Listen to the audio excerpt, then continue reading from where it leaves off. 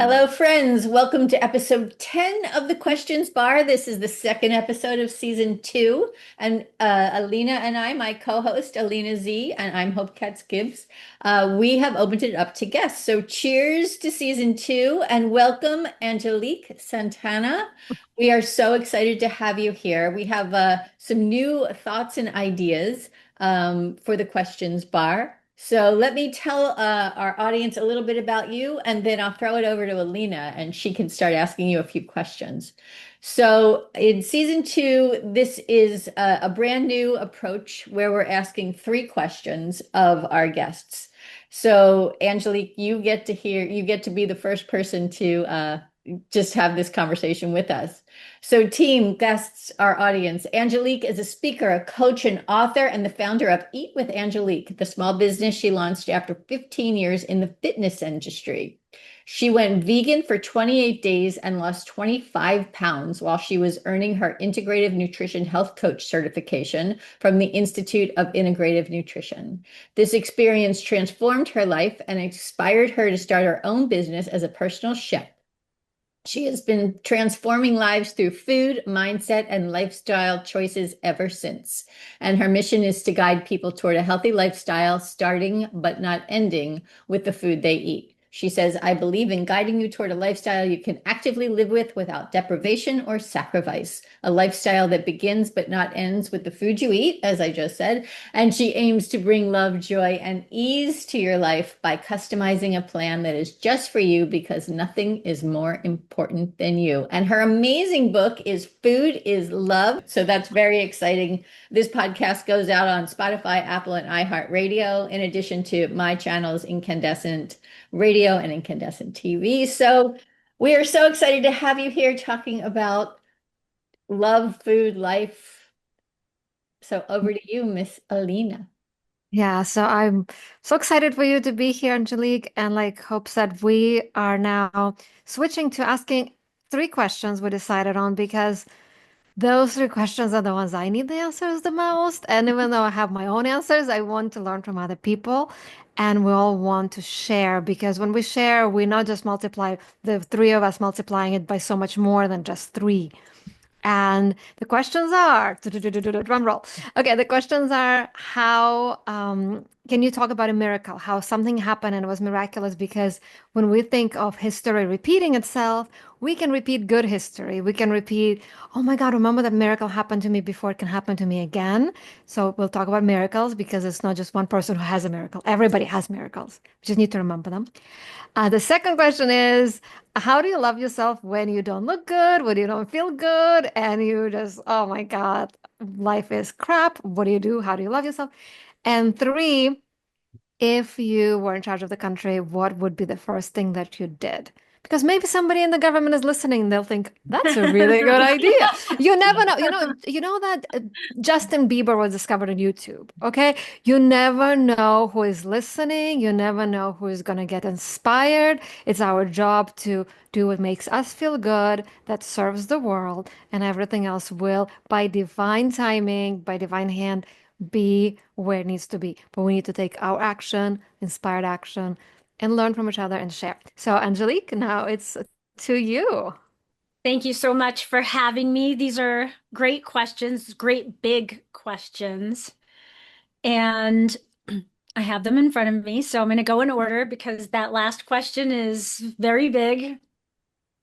And this is, by the Um, way, no pressure. Like this is just us talking. Like I'm like, hey, Angelique, yeah. I'm just, we're all struggling mentally, emotionally, and that turns into physical. And like, how do Hmm. we reverse it? So it's totally, Yeah. it's not like there's no right or wrong. There's no Right. pressure. Yeah.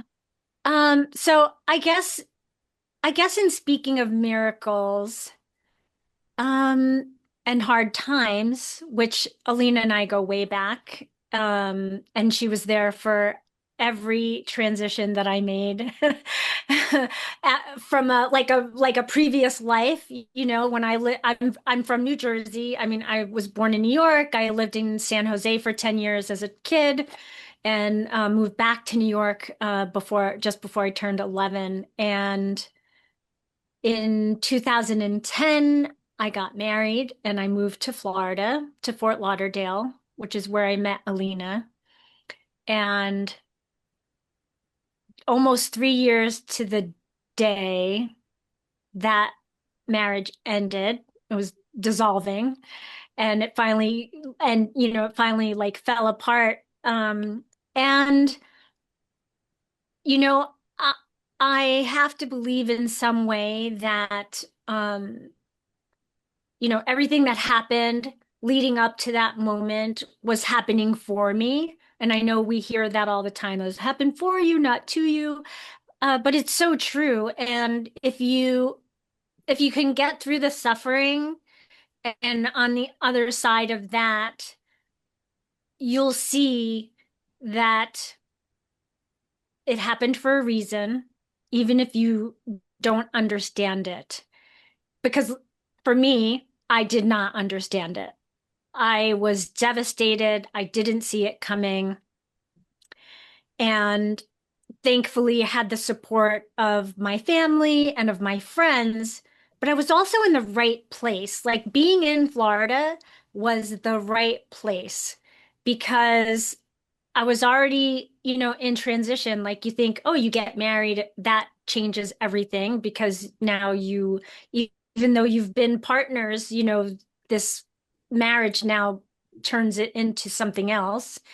And I left the fitness industry. I accidentally happened to get a job at a place where it was a prepared meal delivery service.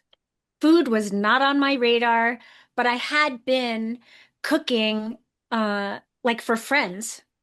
And and so I think the miracle is that if I had not moved to Florida, I wouldn't be where I am today, Mm. period. And I wouldn't be in Florida without having gotten married and other things having like I was in Aruba where I got married.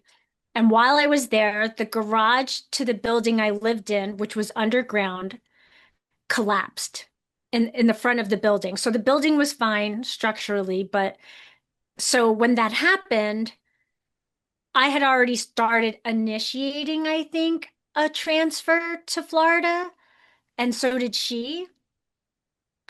And then that building covered our moving expenses to another one of their buildings in Florida, which we ended up not staying in. So it's like the ripple effect, right? Like you were just saying something like that, Alina, like you might say something and there's a ripple effect because somebody's listening. And if you're listening to what's happening for you, and it's not easy. I was suffering big time.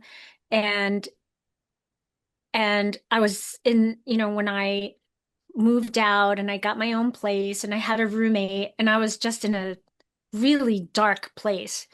And every day that I walked into my apartment, there was this like table where, you put your keys and stuff.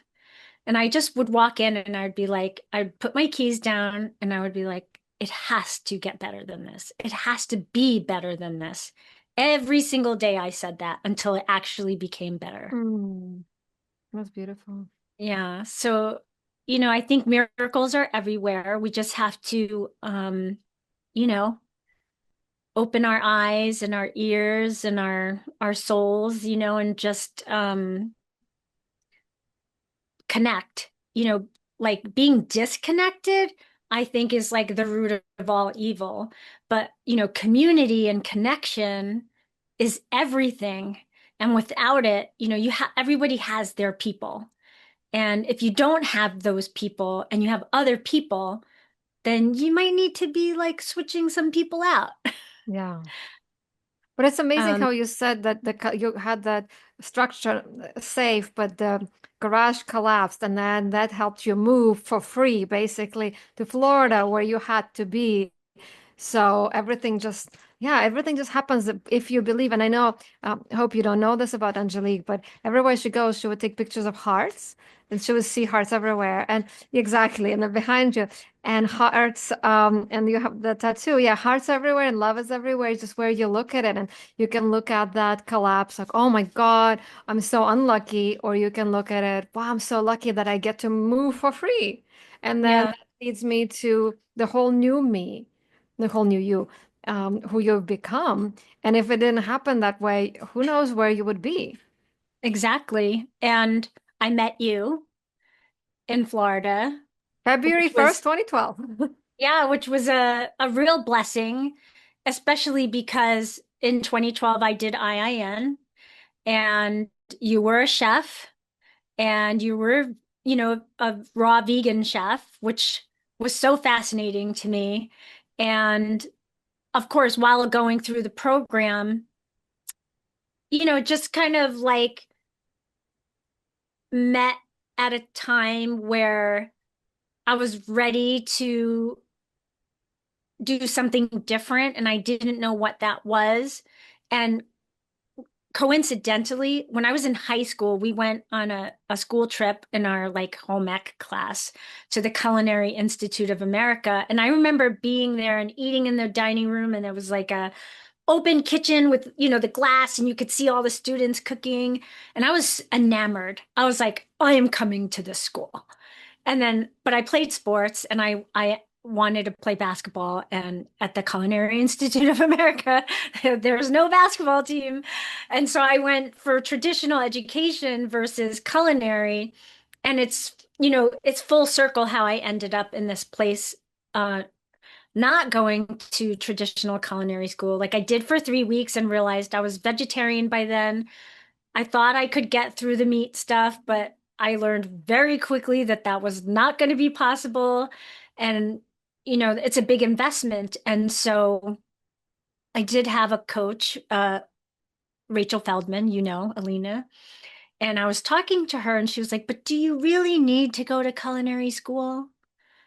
And I was like, yeah.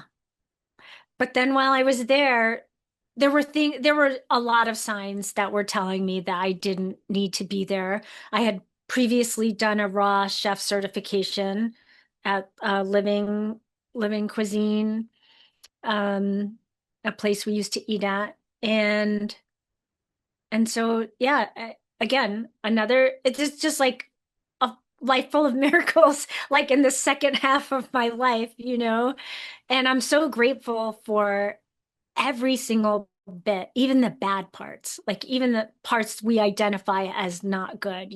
Like you have to be, well, you don't have to be, but I am grateful for the challenges because, they made me wiser and stronger. And I just have been gifted by so many beautiful people. And also think that it's a miracle too how we met, because I wasn't, it was my first time at that confessionals, and it was your first time too, I think. And we just met at Yep, that particular time when we became friends. So it's like little things like that. It's miracles, how you totally. meet, how life just takes you from one step to another, and not giving up. Kismet. Yeah. Yeah. That's amazing. I interviewed another woman today for another one of my shows for our Empowered Together network. That's how Alina and I connected. We're the co-founders with Cynthia De Lorenzi and Eva Ross of this international women's networking group that's moving and growing and trying to make change by encouraging people to realize that they're not alone. Right. So Right. this woman who you will meet, Andrea Walton, her book is from GED to MBA. And she grew up she has a nonprofit called the Concrete Rose Foundation, where she's giving Black and brown girls money so that they can go to school. And she's based here I'm in DC. She's at Howard University and at the university in South Africa, and just really bringing these women together. But like you just said, she said the exact same thing. You can't give up. You have to just keep going when I asked her that question. So it's really amazing to me how women just keep it together. We just keep putting Mm. one foot in front of the other, come what may. And clearly, not every woman does this, but the ones who are guiding the light are being the guiding light, right? So I love that you've said that and you're couching it in like, this is your miracle. I have a question about that. I want to hear more about your book before you get to question two. Okay. Tell The book everyone about is The Food is Love. There are no rules in food and love. And I was part of a mastermind, and the woman who ran the mastermind actually was my client, and then invited me to join her women's meetings. That anyway, so I was with her for years, and you know Mina, right, Alina? Mina? Mhm. Mina meetings, yeah. Yeah, right, right. Mina meetings, and I was in this mastermind, and my goal specifically was to grow my business. And I had accomplished that, and it was a 6 month mastermind. So I had accomplished that, I think, in the first 3 months. And so then she was like, okay, Angelique, what's next? And I was like, I don't know. And she was like, I think you're ready to write a book. And I was like, what? Imposter syndrome sits in, and it's like, me write a book, I didn't go to culinary school, blah, blah, blah, blah, blah, all those limiting beliefs, right? So I was like, okay. And I started thinking about how I got to where I was and what a great story that would be, with the feedback of every other woman in the group, right? Um, and so then I just started outlining what that would look like and running it by them. And then we used to have dinner together because it was an evening mastermind, and we would or she would order food for us, and of course I was the only vegan in the group, and she was very mindful about making sure I had options, which I so appreciate. And I was talking to her assistant, Romaine, it. okay, Romaine, and I was like, I don't know, whatever the conversation was, but I was like, if you really think about it, food is an expression of love. Like, who doesn't love, I mean, if you don't like cooking, that's a whole different story, but like, who doesn't love serving people? Even if you didn't make the food, you ordered it, you put it on, you do all the things. And it's just like, it's just how we show love and appreciation for people. And so that's how the title came up, food is love. And then I just like I have this thing about rules. I have a thing about even recipes and like following them. Like, first of all, no one likes being told what to do. And I am not, and I know Alina, we come from this IIN where the philosophy is that, you know, we're more about crowding out, which means we're going to not take anything away from you because no one likes restriction, like you mentioned in the bio, but anyone can add something to their diet that they're not already getting. And so, what is unique about my position as a vegan chef is that I was vegetarian when I started. I still cooked animal proteins for my clients. And then I remember I started this in March of 2014. And I want to say by December, I was over it. I was like, I was home for the holidays in New Jersey, and I was like talking to my family, and I was like, yeah, you're right. I'm just going to do it. So I sent an email to my clients saying, I'm no longer, I don't, I'm no longer going to be cooking animal proteins, and, and I thought I would lose clients, and I didn't. And again, none of my clients were vegan, and none of them are still. I think I had one guy who, John Bruno, he was vegan. And so that's kind of how there are no rules in food and love came about. Um, because because there are no rules, right? Like, people are, you know, um, unconsciously making choices for themselves about who they love, about the foods they like or don't like. And, you know, for my book, I even say, like, I encourage you to modify these recipes. And I was getting pictures all the time from people like, oh, I made your eggplant stacks, but the cheese is not vegan. And I'd be like, great. I mean, you're eating eggplant and you probably, when's the last time you ate eggplant? And so I think that inspired me to kind of share the stories of my clients. And that's what the book is full of. The book it's in 4 parts, and I'm writing book number 2, which is also 4 parts. And so it was like, you know, love of yourself, love of each other, and love of family. And then the last part was all my love. So I have a little part in the book also where I just kind of talk about, you know, I don't know, whatever, food is as an expression of love, and how much joy cooking for people brings me. Like I said, in New Jersey, I started cooking, and I've been in restaurants, like I worked in restaurants, but I never cooked. I did in the first restaurant. No, sorry. The first restaurant job I had, I was a hostess. But worked, when I left fitness to go into restaurant management, they put me in the kitchen for 4 weeks. So that was culinary school. I was in prep, I was on the line, I was on expo, and I was in, front of house. So I had the whole experience. But before that, I loved going out as a form of entertainment to eat. It was like my jam. If the kitchen was open and I would just be, it was like a spectator sport. Houston's was my favorite restaurant at the time. And I loved their style of service. I was obsessed with that place. Yeah.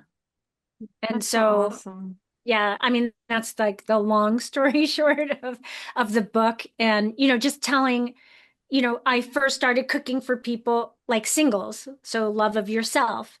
And I was so like, I'm so proud of people who do that, right? Who, like Mina was one who's like, I said that if X, Y, and Z happened, I would hire a chef. And she finally did it, because actually she was coaching my first client, Dr. Patty. They're going to hear their names on this. And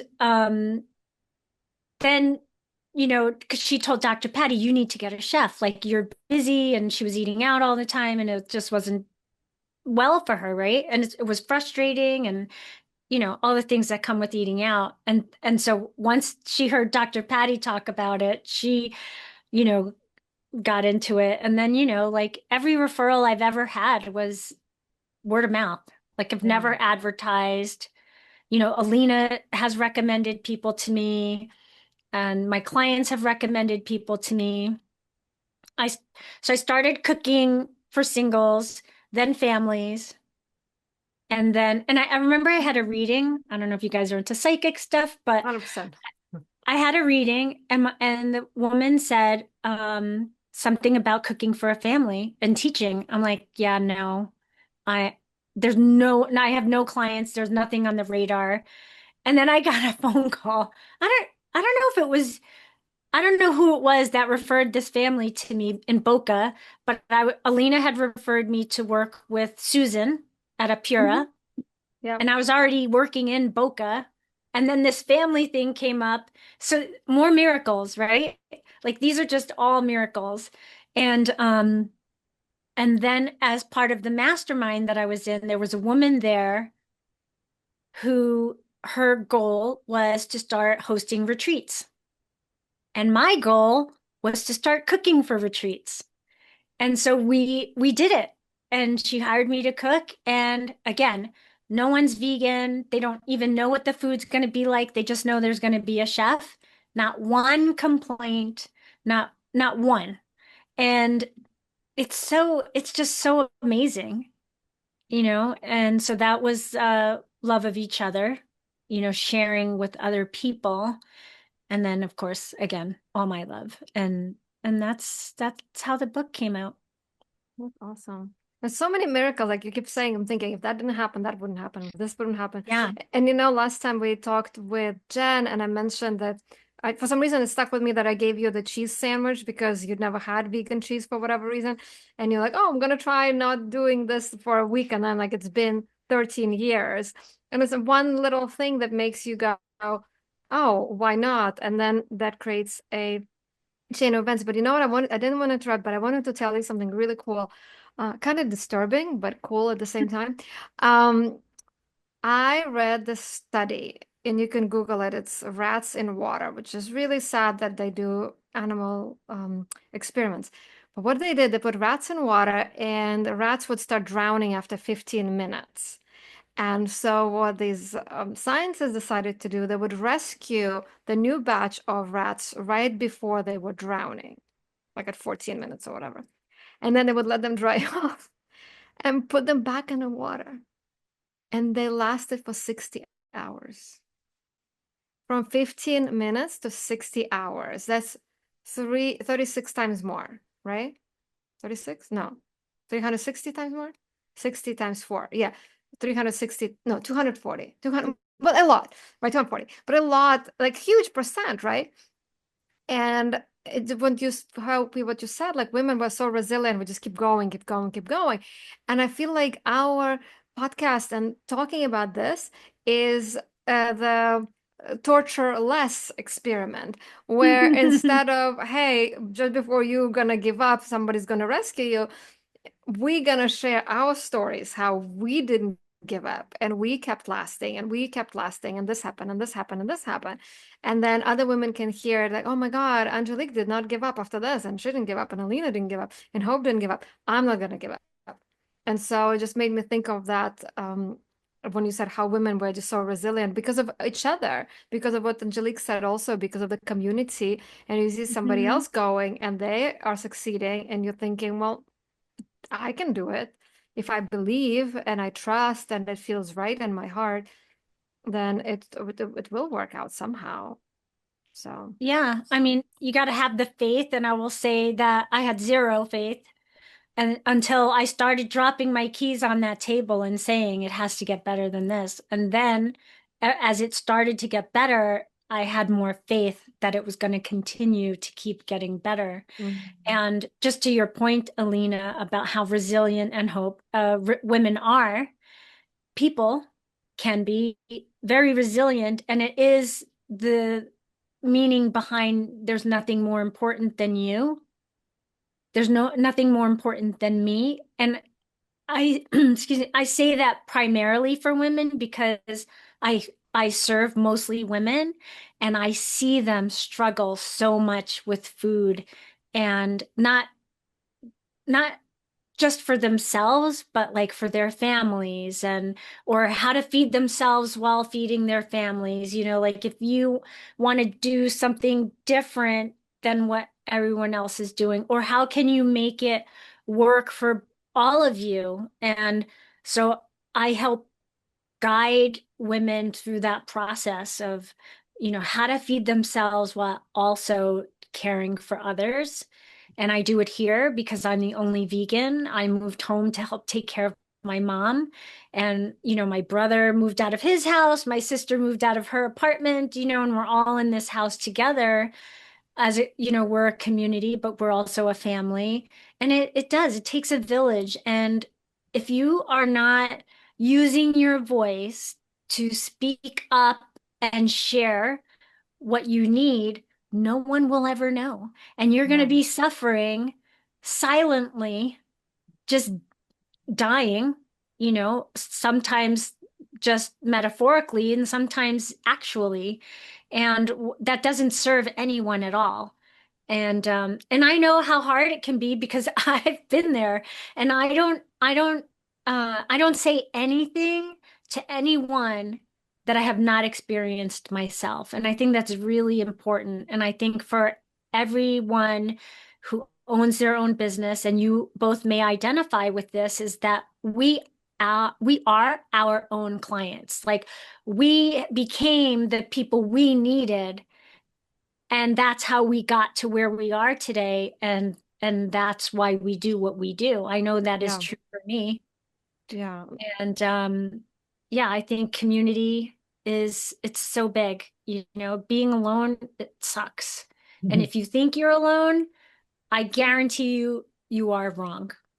Like 100% wrong. I love that. It's well, and I want you, well, I think I'm going to back you up a little bit. You and your entire family live together now. We have to have them all on talking about what that's like because I mean, Alina and I keep playing out what's going on in the world right now. Like, I wanted you to talk a little bit, maybe as you answer question three about this potential food Mm, shortage we're mm, to embark on, mm. right? Yeah. Especially impoverished communities, rural communities, fringe communities, they're already Hmm. food deserts, and now Yep. they may have not have access to food. Yeah. Much. It's It's scary. tragic. Yeah. So we're going to have to keep unpacking some of this, but I'm going to Yeah. guide you to question two, Okay. which is how do you love yourself even when you think you don't look or feel good? Yeah. Well, that's a great question, and I definitely have experience. When I met Alina, so I'm a former athlete and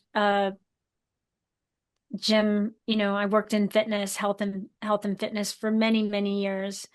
And when I was in Florida, I found myself 50 pounds heavier than I'd ever been in my whole life. And I don't even know how I got there. Now, like when I got to that place, I didn't know how it happened.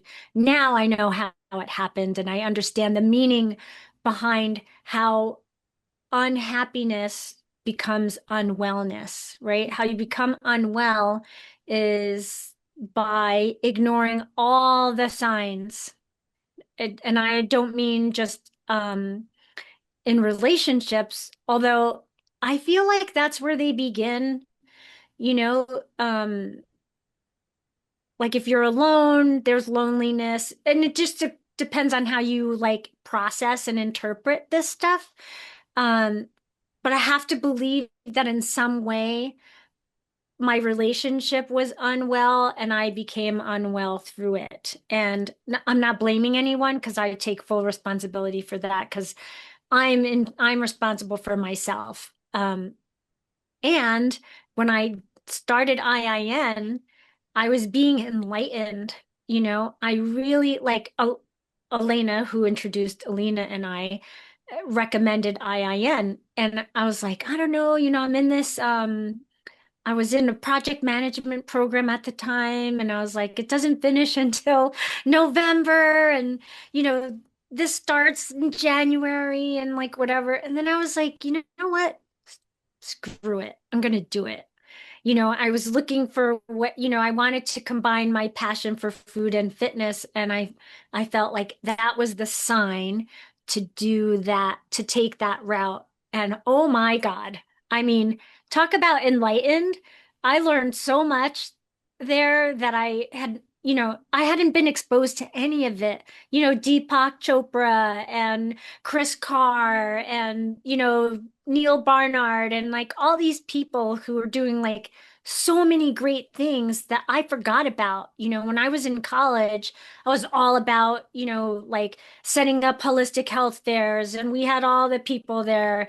And I forgot about that experience until IIN, and then I thought, this is definitely where I want to be. I want to be doing good for people and for myself, because obviously going through that helped me. And then I did the 28 days. It was like a mostly raw vegan, but Alina's right. Like I met her and I had a previous experience with Matthew Kenny, who was a raw chef here. And he had a cafe in New York, not far from the gym that I was working at, Equinox. And I was approached by the guys running it, and they were like, so we did a little barter thing, and um we gave them gym memberships in exchange for member appreciation, like meals, or for my team during, the last 4 days of the month kind of stuff. And I was like, this is extraordinary. Like the lasagna was it's zucchini lasagna with like macadamia nut, um, Ricotta. I don't know, cheese, Yeah, right? it And was yeah, then like macadamia ricotta. and then the ricotta, right? And then like sun-dried tomato marinara and the basil like pesto. And I was just, I could eat that every single day. And I thought, oh, you're going to go out. I bought all the books and all the equipment. And then reality set in, and I was like, there's no way I have any time for this. But when I met Alina and I had that experience of her food, I was like, see, this is really good. Like, I could totally get down with this. And I didn't at first, but then a couple of, well, months later, right, in August, I did. 28 days. And it's funny because my partner at the time, Alina, was talking about this like 1 week fruit cleanse, and she did that. And I was like, I was so like, you go do it. I'm not doing that. Like, Look at I'm you not doing now. it. And look And at by the me way, now. and then by the way, for those of you who don't know, IAN stands for Institute for Integrative Nutrition, because we didn't Yes. mention it before. But it's a great school, and Angelique and I went there. I went there with Yelena. I think we met in the last Oh class, yeah, but in New York. in New York, yeah, we were the Yeah, last class, and then it was all online. So right. highly All recommend it. online. I love that. I Yeah. love how you're bringing all of your chef friends together and all of your like-minded friends. And it sounds like your circle is vast and how you've all come together around food. And Alina, you usually have the book that you wrote with. I have the book here now. I have the Yes. book here now so that it wasn't I was doing some videos and it was catching on AI at my face. But yeah, it's really crazy. But Angelique, you didn't say how do you love yourself when things suck and when you gain Oh 50 yeah, I'm pounds. so So sorry. you went on a tangent. We don't have that much time left, so I want to make sure we're mindful. Right now, I will tell you that my saving grace is exercise. I make it a priority to work out as much as possible, like as many times a week as possible.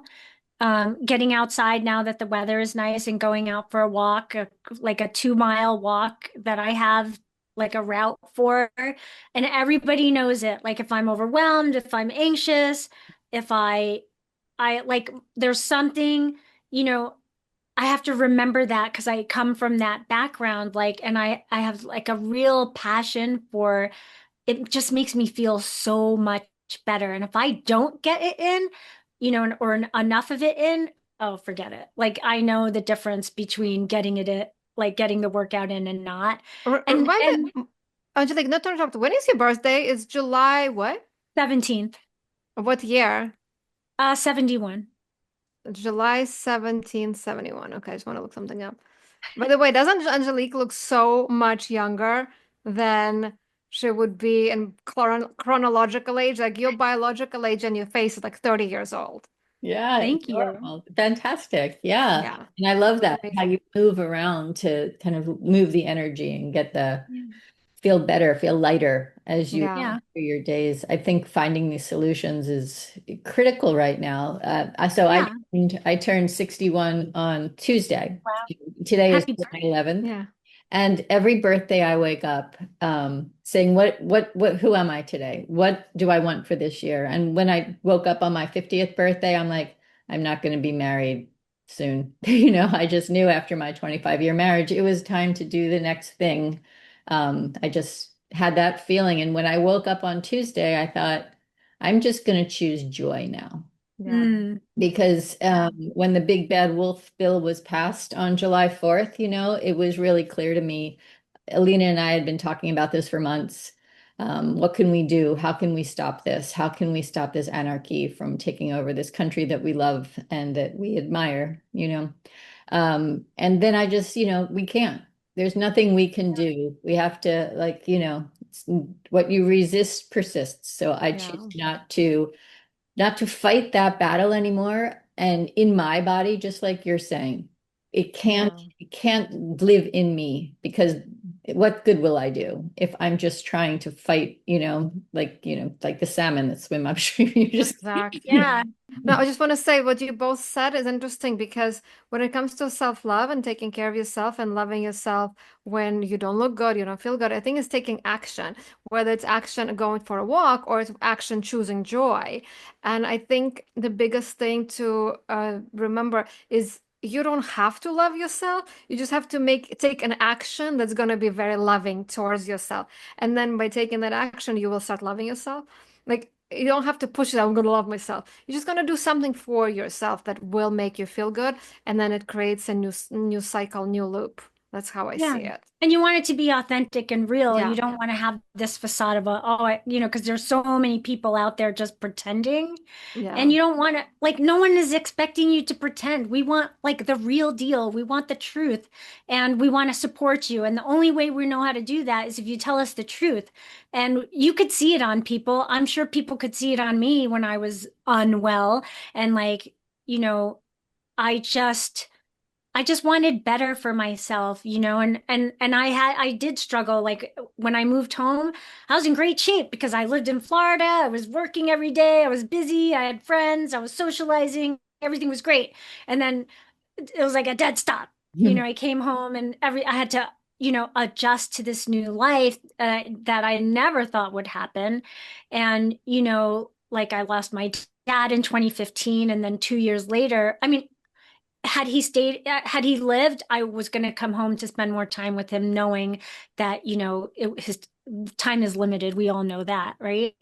And so is this time with my mom. She's not dying, but we all are every single day. But she's not, she has Parkinson's and she needs help. And she, she's bipolar also. And so, like, there were a lot of different things. And another miracle is that had I not moved home and I had not enrolled in this speaker community that I enrolled in, had I not done that, I would have not written the talk that ended up, like, started out as being about my dad, turned out to be about my mom and our relationship.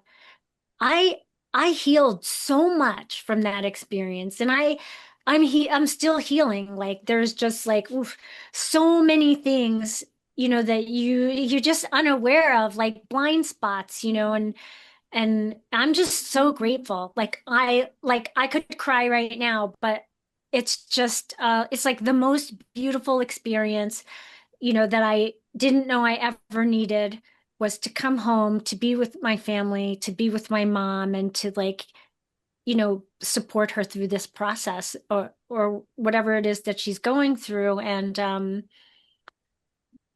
yeah, I think that to love yourself is to be honest, like really be honest with yourself, which is a topic in the next book. You know, a lot of what we're having this conversation today, but being honest with yourself, like, people know the difference, like what makes them feel good and what makes them not feel good. And so we're not saying stay away 100% from the things that don't make you feel good unless they're a danger to you. But you do know, like, if you eat something or you drink something or participate in something that doesn't actually feel good to you, then we need to modify something. Like, there's a change that needs to occur, but it's your choice. Like, that's a choice. Yeah, it's a very powerful message. And you said a couple of times, and I really hope people hear what you said. Like, you take responsibility. You made your choices. You are your own responsibility. And you're not blaming other people for what happened. You take responsibility for your part. And I think when you take that responsibility paired with it's got to be better than this, it's got to be better than this, and having faith and taking action, and that's the only way out. Taking responsibility, having faith, and taking action. Yeah. Yeah, definitely. So, on that note, if you were in charge of the country, what's the first thing what is the first thing you would do and why? Yeah, that's a great question. And I think there's so much to choose from. If we're along the lines of, okay, so this bill, right? Tax breaks to the billionaires. And there's evidence, right?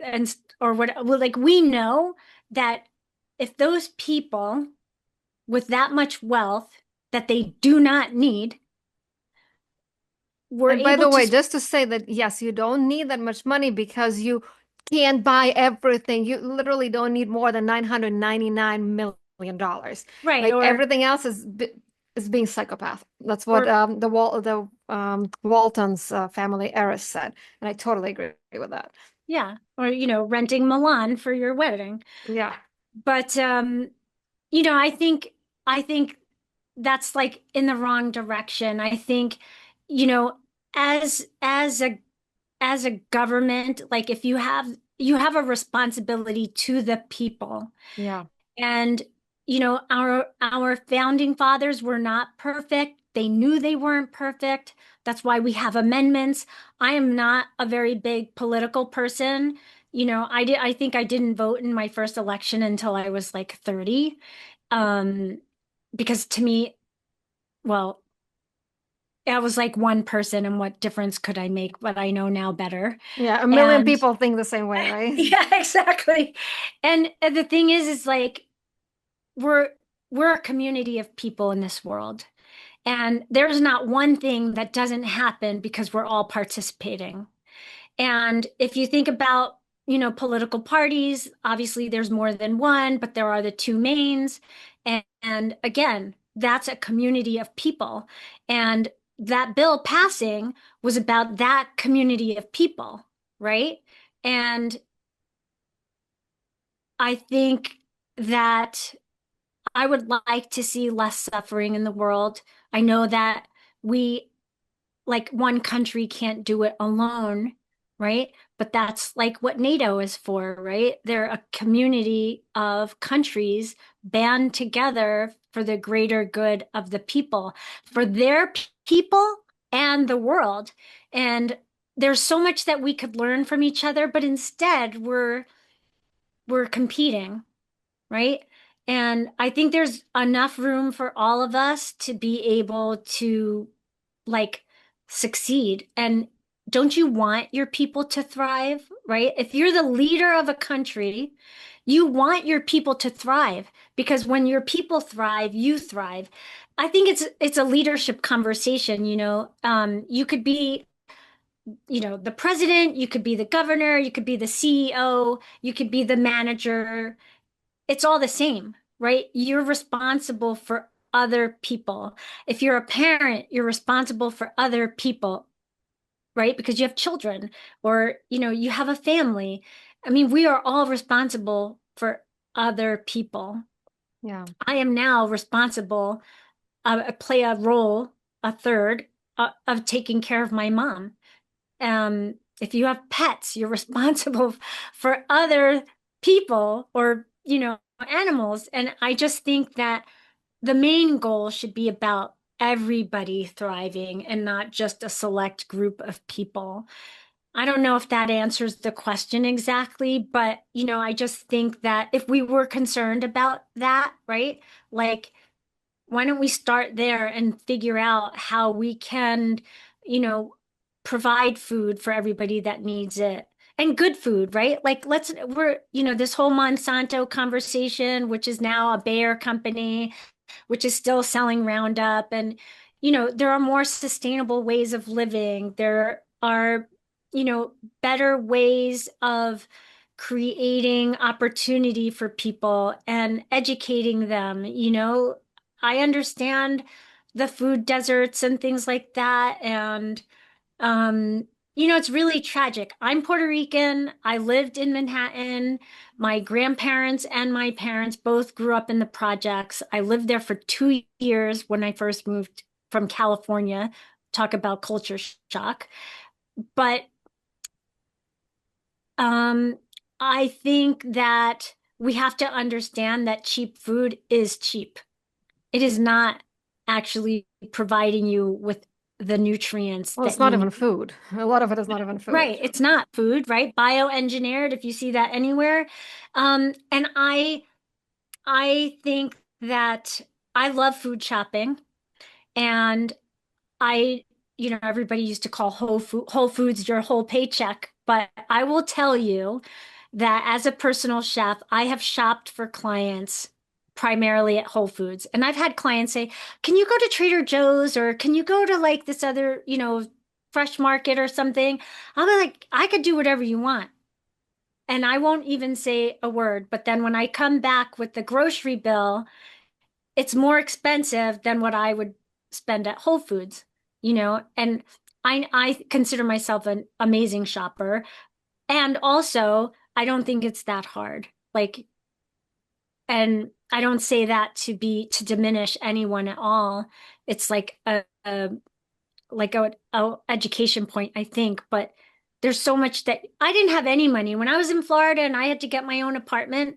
I went to the farmer's market because it was available to me. I had a car and I could drive there, but that's where I did my grocery shopping. I didn't go into I went into Whole Foods for like quinoa or something, like things I couldn't get at the farmer's market or, which I could eventually get. But, there's just like you gotta, it's more about all of us collectively. And yes, there's going to be, wealth gaps, but they could be smaller.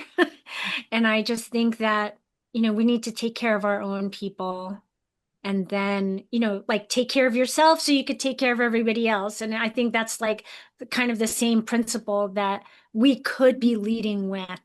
I'm going to summarize it by, hey, government, can you please take all that money that the millionaires, billionaires owe you and give it to the farmers and everybody can get vegetables without any pesticides for free. There you go.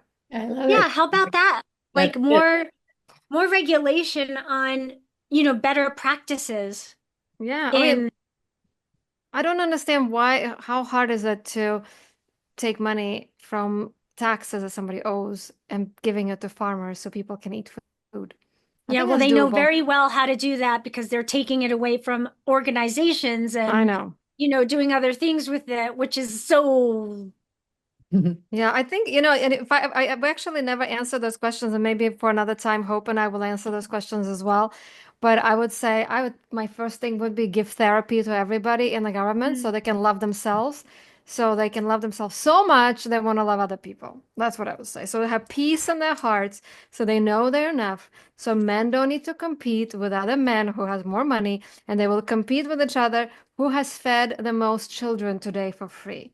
yeah. And one will be like, I paid for 300 schools. And I'm like, oh, loser, I paid for 500 schools. And so everybody wins, but I feel like self-love and is the most important thing so people can start thinking about it. And eating good food is part of it. But I know we're almost out of time, so I wanted to um, Yeah. wrap it up soon. And I have one final thought. So on my joy campaign here, and actually one of my favorite people, Martha Beck, wrote the Joy Diet. So we'll be talking a little bit about that. Mm, So here's my thing. This is what Andrea Walton and I talked about this morning. What is the one thing that we can do, right? Because we know what's happening and that we have no control over that. So I'm Mm-hmm. trying to reverse engineer this. So what is the one thing we can do that you can do, Angelique, that we can share with the world? One thought might be maybe you share your grocery list from Whole Foods. I love And then that. there's a recipes that you might have like two or three recipes that we can share out there and the prices of what that looks like.